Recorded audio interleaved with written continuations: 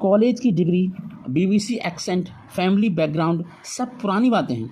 भारत में अब नया एलिट क्लास उभर रहा है, मतलब गांव से छोटी छोटी नौकरी करने वाले उनके बच्चे, प्रतिभाशाली आईएएस पोजीशन पर पहुंचने वाले बच्चे उभर रहे हैं। और अलग अलग देशों में सीईओ आप देख सकते हैं कि इंडियन एरा के कितने सारे सीईओ हैं। तो इसी को चर्चा में लेते हुए हम डिस्कस करने वाले हैं आज की वीडियो का। तो स्वागत है आपका new quantum classes YouTube channel पर। आप देख रहे हैं कि मैं कुछ बढ़िया से वीडियोस बना रहा हूं और आप मेरा साथ देते रहिए। अगर मेरे चैनल पर आप नए हैं तो आप मेरे चैनल को सब्सक्राइब जरूर करें, बेल आइकन दबाना ना भूलें और वीडियो देखने के बाद ही लाइक करें और शेयर करना भी ना भूलें। भारत का कारवां ऐसे लाखों अति प्रतिभाशाली लोगों द्वारा खींचे जा रहे विशालकाय रथ की तरह गति पकड़ते हुए आगे बढ़ रहा है, क्योंकि आपने देखा कि हमारा भारत, प्यारा भारत, देश के पूरे वर्ल्ड में 4th इकोनॉमी बन चुका है। और ये पिछले 9 साल पहले कितना था आपको मालूम होगा, जिन्हें तैयार करना हमारे पुराने श्रेष्ठ संस्थानों के बस में नहीं हो सकता था। लेकिन जब नए नए संस्थान बने, है ना, जैसे खानसर आई, जैसे आपका स्टडी IQ आया, तो इससे नई पौध तैयार हुई। और कैसी एक्सीलेंट पौध। पिछले दिनों इस दुनिया को विदा करने वाले सर इवान मेंजेस 1959 टू 2023 एक कमाल की शख्सियत थे, गजब पर्सनालिटी थे। मैंने देखा कि किसी जमाबाड़े में शायद मिला होगा, ऐसा हो नहीं सकता कि, पर उनकी लिखी हुई बातें, किताबें हमने खूब पढ़ी हैं, लेकिन उनसे मेरा व्यक्तिगत परिचय नहीं था, ये तो मैं कह सकता हूँ।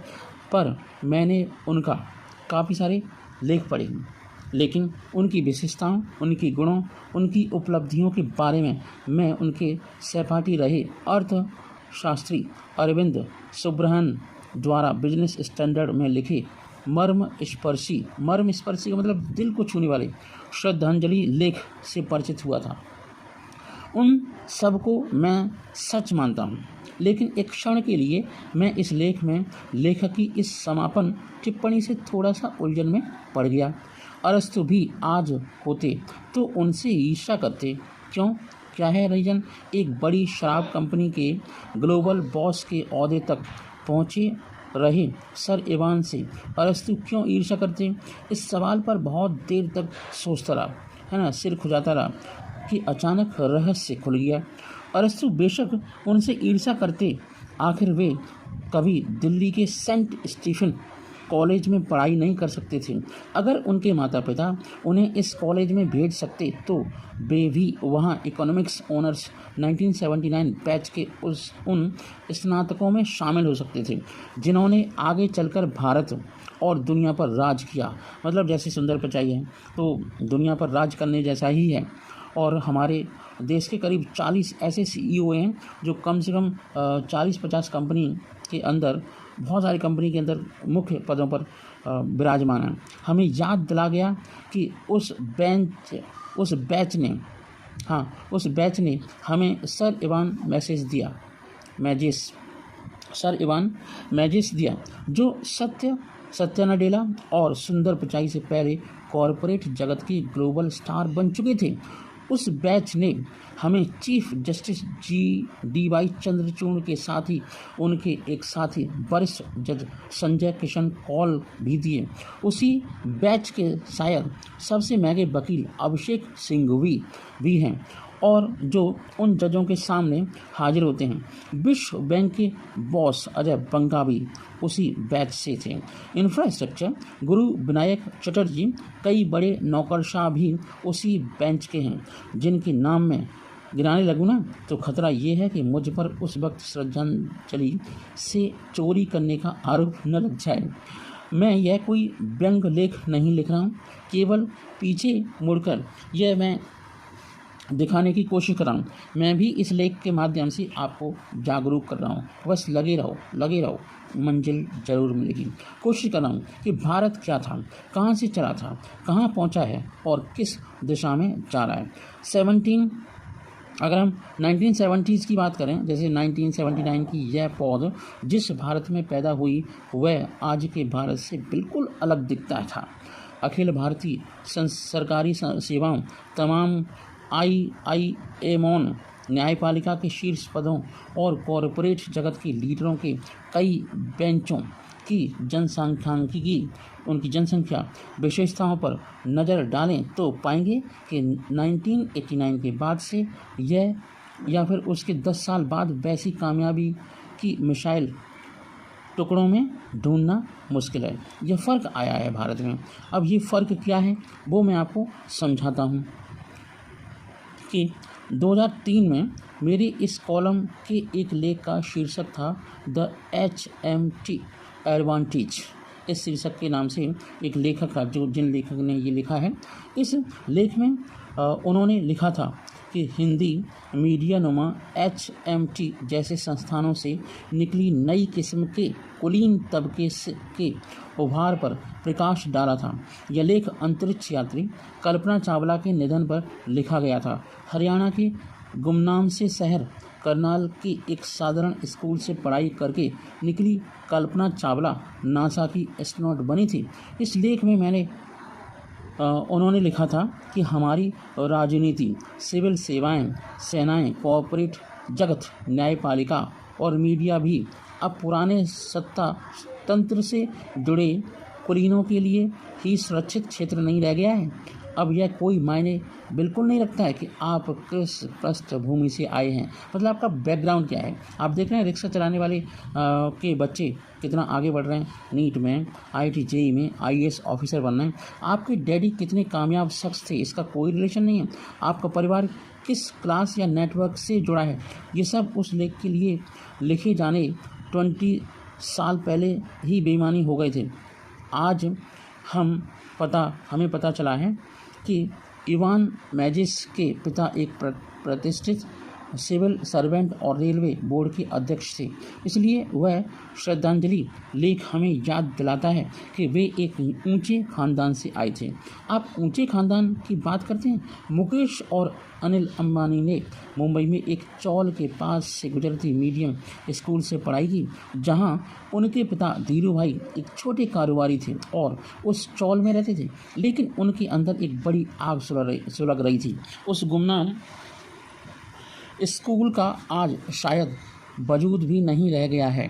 भारत में ऐसा क्या बुनियादी बदलाव आ गया कि अभी हाल ही के कहें कि मेरी पीढ़ी के जवान होने के वर्षों के कुलीनों के नेटवर्क अपना वर्चस्व खो चुके। मतलब जो राजा महाराजा हुआ करते थे, ऑफिसर्स थे, उनके बच्चे वहाँ तक नहीं पहुँच रहे जहाँ पहुँचना चाहिए। वे लुप्त नहीं हुए और न ही कभी होंगे। नए कुलीन उभरेंगे। हुआ सिर्फ यह है कि भारत की अर्थव्यवस्था और समाज में बदलावों के साथ साथ यह नेटवर्क भी तेज़ी से बड़ा होकर इतना विशाल हो गया है कि अब किसी गोल्डन संस्थान से निकले ऐसे गोल्डन बैचों की पहचान असंभव हो गई है। मतलब अगर हम किसी DPS के बच्चे को देखें तो वो कहाँ कितना IAS बन रहा है, कितने अच्छे पदों पर जा रहे हैं, तो ये काफ़ी मुश्किल हो गया आइडेंटिफाई करना। इस बदलाव और विस्तार की शुरुआत मुख्यतः 1991 से हुई है, जब आर्थिक सुधारों का पहला चरण शुरू हुआ था। पूरे वर्ल्ड की बातचीत चल रही है।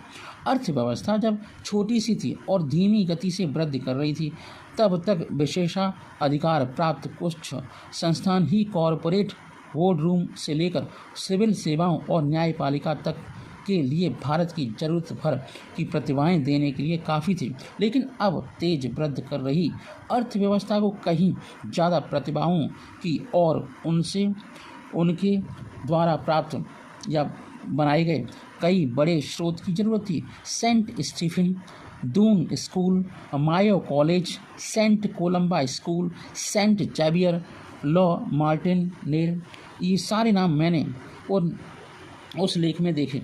अभी भी महान संस्थाएं हैं और आज भी ये भारत की सर्वोच्च संस्थाएं हैं, या कह सकते हैं सर्वोत्कृष्ट संस्थाएं के नाम हैं। लेकिन उनकी संख्या इतनी कम है कि वे भारत को जितनी प्रतिभाओं की ज़रूरत है उनकी पूर्ति नहीं कर सकती। ऐसे पॉसिबल नहीं। इसलिए टाटा एडमिनिस्ट्रेटिव सर्विसेज जैसे किसी संस्थान को इन संस्थानों, पारिवारिक नेटवर्कों और उम्मीदवारों के पिता के नाम जांचने से आगे बढ़ने की ज़रूरत है। इस बीच आतुर और 24 घंटे मेहनत करने को तत्पर मध्यवर्गीय, निम्न वर्गीय और गरीब भारत के यूपीएससी की परीक्षाओं को कहीं ज़्यादा से ज़्यादा प्रतियोगी बना दिया है। बहुत ज़्यादा कट थ्रोट कंपटीशन हो गया। आज आप अखबारों के पहले पन्ने पर आईएएस अकेडमी के विज्ञापनों में टॉपरों और रैंक होल्डरों की सूची देखिए उनमें से उन पुराने घरानों से या संस्थानों में पढ़े कितने उम्मीदवार हैं। आप देखिए, इसका मतलब ये हुआ कि अब संस्थानों की कमी नहीं रह गई है। इन परीक्षाओं और इंटरव्यू में सफल होना बेहद कठिन है। उनमें आपकी पृष्ठभूमि को कोई तरजीह नहीं दी जाती कि आपका बैकग्राउंड क्या है। सबसे पहला, सबसे स्पष्ट, सबसे श्रव्य बदलाव तो ये आया है कि लोगों और खासकर नौकरी देने वालों ने यह जिक्र करना छोड़ दिया है कि आप अंग्रेजी बोलने में कितने माहिर हैं। यह बदलाव और कहीं उतना स्पष्ट नहीं दिखता जितना अंग्रेजी कुलीन बादल के अंतिम गढ़ सेना के ऑफिसर्स मैसों में दिखता है। करीब 3 दशकों से ज़्यादा नए अफसर ग्रामीण, कस्बाई, गैर कुलीन पृष्ठभूमि से आ रहे हैं। उनमें से बड़ी संख्या दूसरे रैंकों या जेसीओ के बच्चे की है। उन्हें बात करते हुए सुनिए, वे पुरानी बीबीसी की भाषा में बात करते नहीं मिलेंगे। यह बदलाव सीमा पार भी हुआ है। पाकिस्तान के वर्तमान सेना अध्यक्ष पर सोशल मीडिया में तब कटाक्ष किए गए जब उन्होंने चीनी सेना के अध्यक्ष के साथ बातचीत में प्लेजर और मेजर जैसे शब्दों का उस तरह से उच्चारण किया जिस तरह कॉन्वेंट में नहीं पढ़े पंजाबी किया करते हैं। प्लेयर मेयर जैसे मुझे यकीन नहीं था कि सेना मुख्यालय में उनके कई सहकर्मी को इसका फ़र्क शायद ही मालूम होगा और चीनियों को तो कोई फ़र्क पड़ता ही नहीं है। सार यह है, कंक्लूजन ये है कि हम आज उस दुनिया में जी रहे हैं जो उस दुनिया से बिल्कुल अलग है जिसमें सेंट स्टीफन के कॉलेज के इकोनॉमिक्स ऑनर्स का बैच 1979 बैच जी रहा था। बीती बातों की बात अगर हम याद करें तो बड़ी हसीन होती है और हम जैसे पुराने लोगों का यह हक भी है जो लेखक की तरफ से बोला गया है। मुझे इसी कॉलेज के एक और विख्यात ग्रेजुएट 2 साल पहले छपा एक लेख याद आ रहा है। अंग्रेजी भाषा के बारीक इस्तेमाल में माहिर लेखक ने अफसोस जाहिर किया था कि दुनिया किस कदर बदल गई है। उनके मुताबिक यह बदलाव काफ़ी बुरा है कुछ लेखक के हिसाब से, लेकिन मैं कहूँगा आज का बदलाव बहुत अच्छा है। उस समय को बड़ी शिद्दत से याद किया गया जब हर कोई साधारण सी जीन्स पहनता था, जब कॉलेज बिना किसी तैयारी के संगीत आयोजन हुआ करते थे, जब आपके पिता के पास फिएट की प्रीमियर पद्मिनी कार होती थी और परिवार की इससे ज़्यादा कुछ बड़ी सक्सेस नहीं होती थी, ज़्यादा कुछ ख्वाहिश नहीं होती थी। कितना शानदार दौर था वह। आज के लालची अति महत्वाकांक्षी दौर के मुकाबले कितना बेहतर और पवित्र दौर था। वह सौम्य समय ऐसा था जब कभी सफल रही महिमा मंडित पीढ़ी अपने संतानों को भारत के ईटन, ऑक्सफोर्ड, कैम्ब्रिज माने जाने वाले संस्थानों में भेजा करती थी। भारत को तब इतनी ही प्रतिभाओं की ज़रूरत पड़ती थी और तब वह साल में 30,000 कारें ही बनाता था।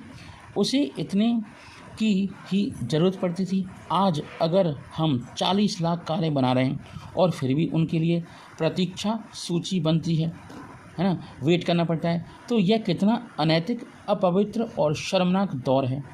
कार केवल चंद लोगों को ही क्यों न मिले जो उसके लायक है, वह बीता दौर कितना भी यादगार क्यों न रहा हो, वह वापस लौटकर आने से तो रहा। आप इसे मुकेश के गाने, बहुत सारे किशोर के गाने या एसडी बर्मन के द्वारा गाए हुए गाने भी समझ सकते हैं।